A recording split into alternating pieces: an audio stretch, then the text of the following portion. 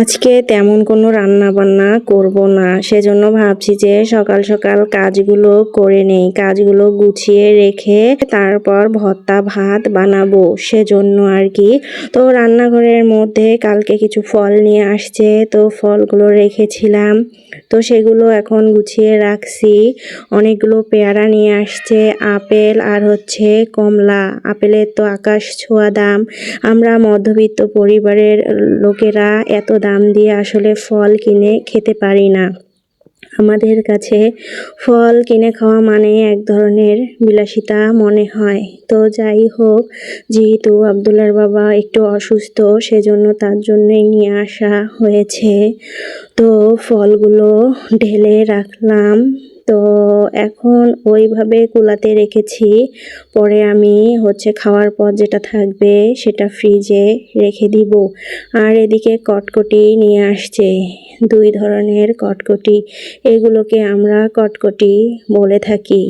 তো কে কী নামে এগুলোকে চেনেন? আমরা তো এগুলোকে কটকটি বলে থাকি। এগুলো বগুড়াতে খুব জনপ্রিয় মনে হয়। আমি এখানে আসার পর থেকে প্রায় এগুলো খাওয়া হচ্ছে। যাই হোক, সব গুছিয়ে রেখে রুম টুম পরিষ্কার করে কাজকর্ম সব সেরে ফেলেছি। এখন গোসল করে রান্নাঘরে এসেছি, রান্না করব। তো আজকে রান্না করার মতো কিছুই নাই। যখন কিছুই থাকে না তখন এটাই একমাত্র উপায়, সেটা হচ্ছে ডালের ভর্তা। আজকে মসুর ডালের ভর্তা করব, সাথে গরম গরম ভাত হবে। তো যেহেতু আর কিছুই রান্না করব না, সেজন্য দুপুরে 1:30টার দিকেই আমি রান্না বান্না করছি। 2টা 2:30টার মধ্যে হয়ে গেলে পরে গরম গরম সবাই মিলে খাবো, সেজন্য আর কি। তো চালটা ধুয়ে এখন বসাই দেব।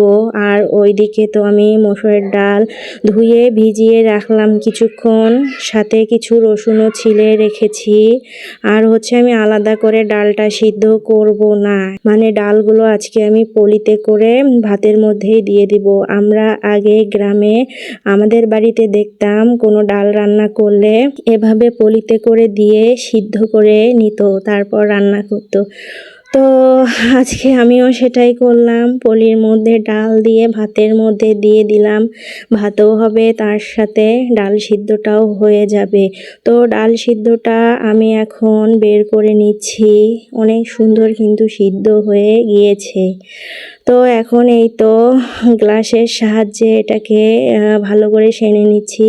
তারপর কাঁচা পেঁয়াজ, শুকনা মরিচ আর সরিষার তেল দিয়ে মেখে আমরা খেয়ে নিয়েছি। আজকে এ পর্যন্ত। সবাই ভালো থাকবেন, সুস্থ থাকবেন। আল্লাহ হাফেজ।